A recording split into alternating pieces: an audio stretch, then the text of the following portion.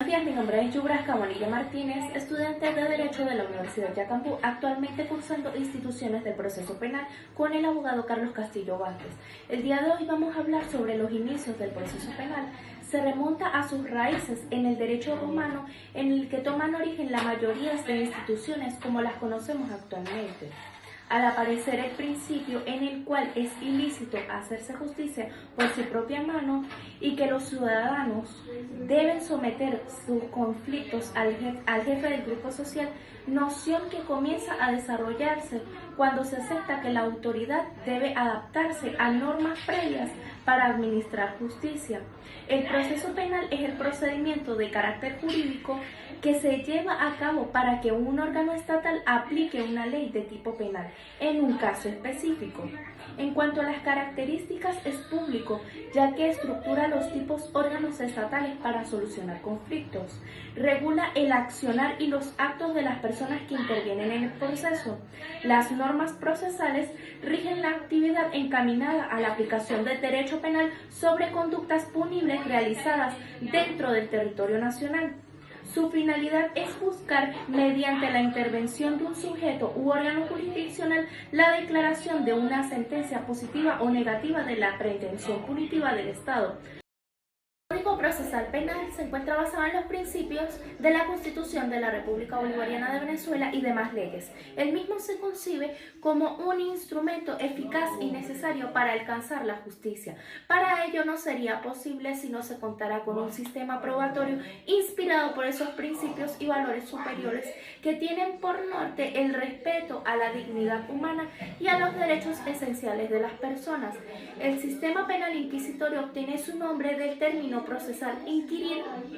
Esto es una manera de iniciar el proceso penal en la cual consistía en que la investigación que se le iniciaba a la persona procesada tenía lugar sin necesidad de que hubiera acusación o denuncia alguna.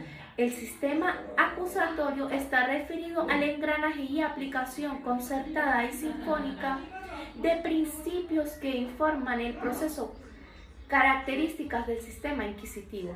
El inicio de la actividad jurisdiccional no depende de la voluntad de un particular, sino de la decisión del propio órgano judicial o de la iniciativa de otro órgano del Estado. El proceso es el único instrumento para la actuación del derecho. Por lo tanto, no es posible acudir a otras formas de solución de conflictos. En consecuencia, las partes no pueden poner fin al proceso. La determinación del objeto del proceso, la presunta comisión de un hecho punible, no es facultad de las partes.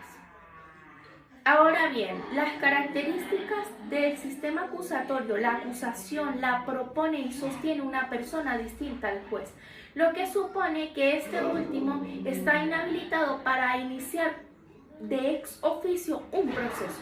El procedimiento es oral. Como consecuencia de la oralidad, el procedimiento es público. La igualdad de derechos y poderes entre el acusador y el acusado, exclusión de toda libertad del juez en la búsqueda de pruebas, es decir, la proposición de pruebas está a cargo de las partes penal y que son propios del referido sistema, entre ellos el principio de oralidad, publicidad, inmediación, concentración, contradicción y el propio principio acusatorio.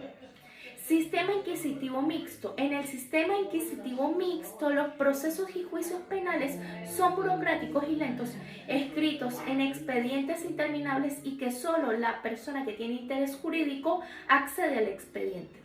En el sistema acusatorio, las audiencias serán públicas, con presencia del juez y de las partes que intervienen en el procedimiento.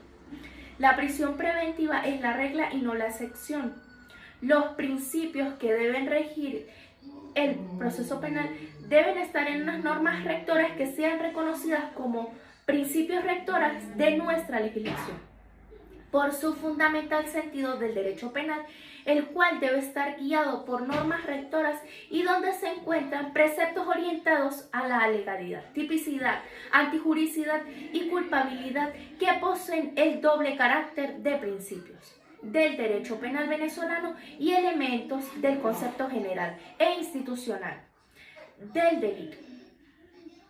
Los principios rectores y orientados al proceso penal tienen por finalidad buscar la mejor verdad, pero esta verdad no puede ser obtenida a toda costa. Por ello, el proceso debe desarrollarse a través de una serie de derechos y garantías para los sujetos intervinientes, y entre ellos, fundamentalmente, para el imputado, que le sirven como escudo protector evitando de esta forma la arbitrariedad en la función de aplicar y administrar justicia.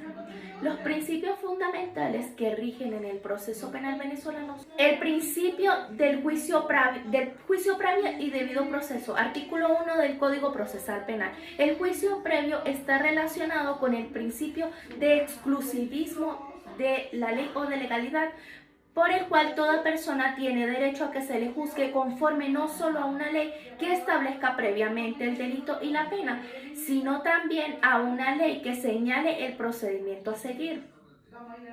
Autonomía e independencia de los jueces. El artículo 4 del Código Orgánico Procesal Penal se refiere a la autonomía e independencia de todos los órganos del poder público. Los jueces solo deben obediencia a la ley, pero no solo a esto, sino también al derecho.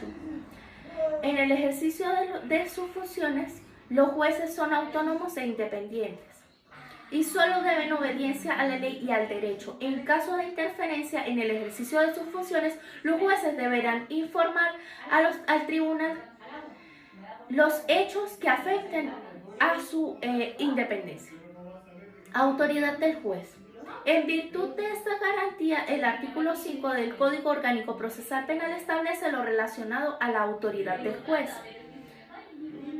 Obligación de decidir. El artículo 6 del Código Orgánico Procesal Penal garantiza la necesidad de decisión de los jueces al señalar lo siguiente: no podrán abstenerse de decidir con pretexto de silencio o ambigüedad en los términos de las leyes, ni retardar indebidamente una decisión.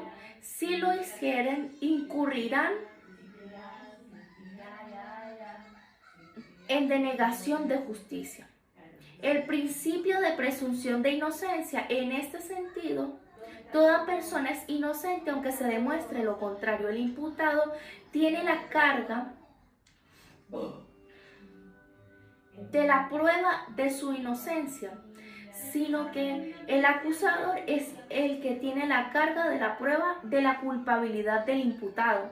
El artículo 8 establece: cualquiera a quien se le imputara la comisión de un hecho punible tiene derecho a que se le presuma inocente y a que se le trate como tal hasta que no se demuestre lo contrario. El principio de afirmación de libertad se encuentra consagrado en el artículo 9 del Código Orgánico Procesal Penal y consiste en que el imputado gozará de su libertad durante todo el desarrollo del proceso, puesto que puede aplicar diversas medidas de coerción personal, tales como la privación de libertad. Y el principio de publicidad. El hecho de ser público garantiza su transparencia. De acuerdo a lo previsto en el artículo 15, debemos distinguir entre publicidad de las partes y publicidad erga omnes. La primera se refiere al conocimiento por el proceso. Pueden tener las partes publicidad hasta que hallamos presente y la encontramos en todo momento. Y la segunda habla sobre... viene a concretarse en la fase de juicio, que como sabemos, corresponde al llamado juicio oral y público.